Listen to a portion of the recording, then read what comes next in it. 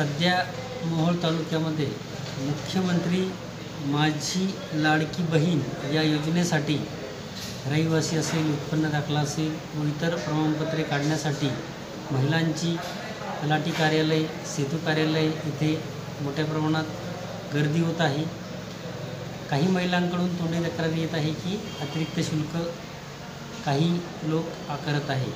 मी या माध्यमातून तहसील कार्यालय मोहोळतर्फे सर्व नागरिकांना सांगू इच्छितो की शासनाने ठरवून दिलेल्या शुल्कापेक्षा अतिरिक्त शुल्क कोणत्याही महिला भगिनींनी कुणालाही देऊ नये।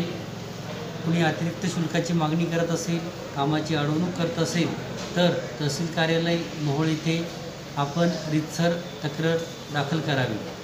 तसेच सर्व ई सेवा केंद्र, सेतू चालक व सर्व संबंधितांना याद्वारे सूचित करण्यात येतं की कोणत्याही नागरिकाकडून नियमापेक्षा अधिकचे शुल्क आकारण्यात येऊ नये। तसेच नागरिकांना प्रमाणपत्रे काढण्यासाठी सहकार्य करावं।